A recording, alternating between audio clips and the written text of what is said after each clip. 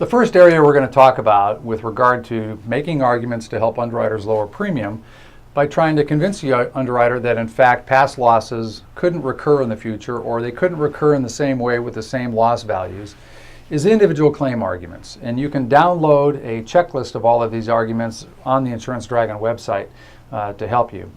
So the first issue that we're going to talk about is a big one for most clients, which is fraud. Unfortunately, when I talk to clients for the first time, they typically find one or two or three claims that are legitimately fraudulent that they really are upset about. But unfortunately, underwriters look at fraud as part of the system. It is just part of the system because the workers' compensation system in California bends over backwards to such a degree to aid the injured worker that a lot of times fraudulent claims get through as well. But there are arguments that you can make in this regard, but they have to be pretty concrete. So we'll go through that right now.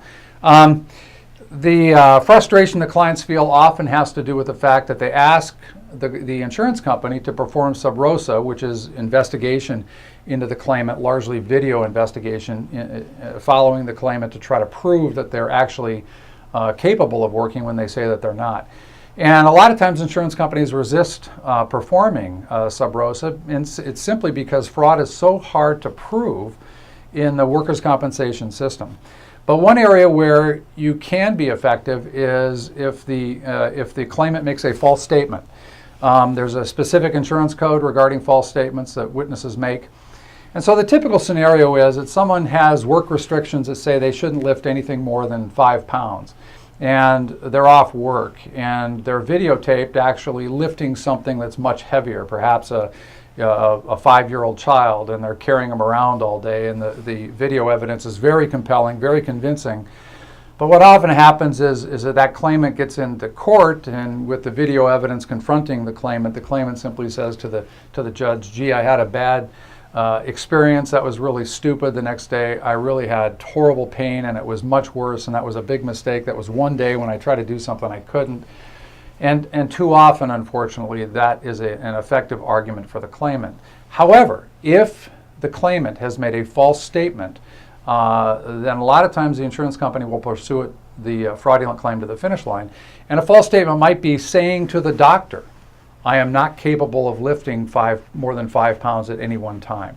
And now a lot of times the insurance companies will pursue that. So fraud is a frustrating area.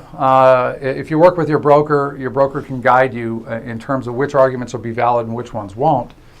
The next area is subrogation.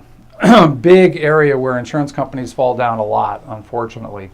So it's an area where it is truly ripe for argument if an insurance company has not followed up on a third party that caused an accident. So for example, if one of your workers was rear-ended by somebody else and the insurance company paid the workers' compensation claim for your injured worker and didn't pursue the subrogation when the other party was identified, the other party had insurance, and it was a legitimate opportunity, then it's a very valid argument to make that that claim value should be reduced, if not offset completely, in the mind of the underwriter because of the failure of the insurance company to pursue subrogation. Unfortunately, very common that insurance companies fall down in this area. Indemnification is somewhat similar, and this is where you have a contract with someone for your workers to perform a particular service on their premises or for their business.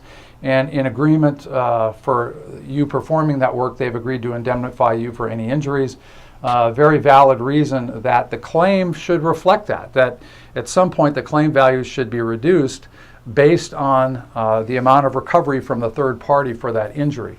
And so there may be a lag time here where the loss runs show a very high value, perhaps a claim of $54,000, for example, and you know indemnification is coming, it just hasn't arrived yet, and the insurance company hasn't recognized it in the loss runs. Very valid argument to make is that indemnification will offset that claim in part or perhaps totally. And the last argument right now we're going to talk on this segment is arising out of employment and in the course of employment. Those are technical terms in the insurance code. For workers' compensation claims to be compensable, to be payable, the injury has to arise out of the employment and in the course of the employment. And what that basically means is the employee has to be doing something that is typical to what their requirements are on the job, and when they're injured in order for the claim to be paid. And so, for example, if someone is sent on an errand and while they're driving to perform that errand, they stop off at their aunt's house, and at their aunt's house they trip, fall, and break their ankle, that would not be a compensable claim because it did not arise out of the employment and during the course of employment.